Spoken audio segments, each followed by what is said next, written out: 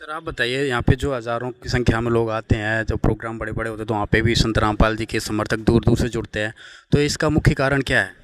मैं सुरेश दास संत रामपाल जी महाराज का शिष्य हूँ जी। जैसे लोग यानी हरिद्वार जाते हैं या मनसा देवी जाते हैं, यानी अपनी अपनी आस्था में जाते हैं, तो संत रामपाल जी हमारे लिए भगवान हैं।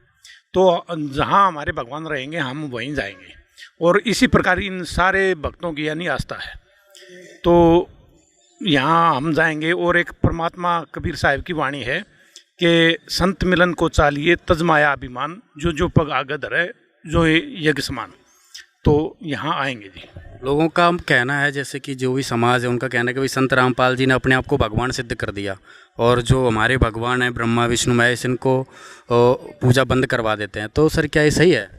सर ये है भी, तीन लोग की साधना करने वाले जो ये ब्रह्मा विष्णु महेश की पूजा करने वाले हैं, ये तीन लोग तक सीमित हैं।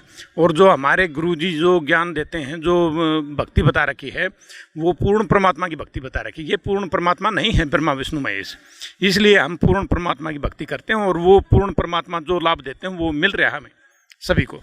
जब जब पूर्ण संत आते हैं और वो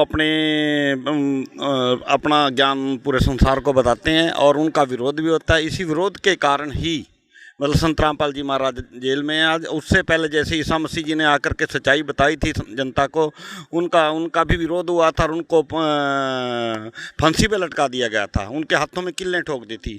इसी तरह नानक जी को, गुरु नानक देव जी को भी जेल में रखा गया था। बाबर ने 14 महीने जेल में रखा था। जब जब पूर्ण संत आते हैं वो सच्चाई बताते हैं, उस समय के नकली धर्मगुरु उनका विरोध करते हैं, और ऐसे ऐसे ये षड्यंत्र रचा के उनको जेल में ठकवाते हैं। वो उनका कार्य होता है। और पूर्ण संत जो होते हैं वो सच्चाई को बताते ही रहते हैं, और वो सच्चाई चलती रहती है। इसी कारण से आज ये लाखों लोग नाम ले रहे हैं, और ये परमात्मा का प्रचार दिन पे दिन बढ़ता ही जाएगा। और संत रामपाल जी महाराज भी बहुत जल्दी ही जेल से बाहर आएंगे। सर बाहर कैसे आएंगे? संत रामपाल जी को तो आजीवन कारावास हो गया है। ये सच्चाई जनता को पता लगे, जनता जागृत होगी, पूरा संसार जागृत होगा, तो ऑटोमेटिक सारा सिस्टम ये चलेगा परमपिता का, जो पहले से निर्धारित है।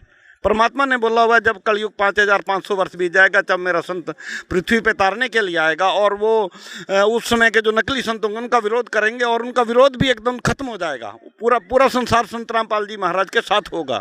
ये सच्चाई बहुत जल्दी जनता के सामने आएगी। तो रामपाल जी के समर्थकों से जब भी बात होती है तो वो कहते हैं कि संत रामपाल जी दुनिया का बदलाव करेंगे, दुनिया बदलने वाली है। तो आप किस आधार से कहते हैं कि संत रामपाल जी दुनिया को बदलेंगे? देखो, बदलने की बात यह है, ये तो अपने आप ऑटोमेटिक बदलेंगे, क्योंकि जिसको सुख होगा, जिसकी कष्ट कटेंगे, वित्तीय सहायता होगी, जो गरीब आदमी है, रोटी का साधन नहीं है, परमात्मा से जब संत रामपाल जी से जुड़ जाते हैं उनको लाभ भी मिलता है, दो रोटी का साधन भी मिलता है, और सुख भी मिलते हैं, और कष्ट भी कटते हैं। तो लोग जुड़ते जा रहे हैं। इस प्रकार से परमात्मा से ज्ञान सुनेंगे, इस किताबें पढ़ेंगे, किताबों में सारा बताया हुआ मालिक ने, और किताबों के आधार पर ज्ञान होगा। और टीवी पर सत्संग सुनेंगे, टीवी पर साधना पर, और 6 चैनलों पर ज्ञान वो आता सत्संग सुनते हैं लोग। सुन करके और किताबों को पढ़ करके ये समझ जाएंगे कि ये पूर्ण शक्ति है, और कष्टों को काटते हैं और सुख देते हैं। तो सारा संसार धीरे धीरे जैसे समुद्र के अंदर सारी नदियाँ मिल जाती है, इस प्रकार होकर के ये सारा संसार धीरे धीरे मालिक के पीछे हो जाएगा, सारा संसार के पीछे आ जाएगा। कुछ दिन में इनका झंडा होगा, इनका ये छत्रराज होगा। सर एक चीज़ बताओ, आज भारत की दुनिया में लाखों करोड़ों नकली गुरु हैं, आसाराम भी हैं, राम रहीम भी हैं, उसमें संत रामपाल जी भी हैं। और इधर संत रामपाल जी के भगत कहते हैं कि संत रामपाल जी पूर्ण संत हैं, उधर आसाराम के भी कहते हैं, राम रहीम के कहते हैं। तो आप क्या कहेंगे, कौन सही है? सारे अपने अपने गुरु को सही तो बताते ही हैं। 3 देव की जो करते भक्ति, उनकी कदे ना हो मुक्ति। तो इस तरह जो है ना, ब्रह्मा विष्णु महेश की पूजा करने के लिए गीता में मना कर रखा है। 4 गाली इकट्ठी दे रखी है कि असुर स्वभाव को धारण किए हुए मनुष्य में नीच, दुष्कर्म करने वाले मूर्ख है, ये लोग मुझे भी नहीं बचते अर्जुन।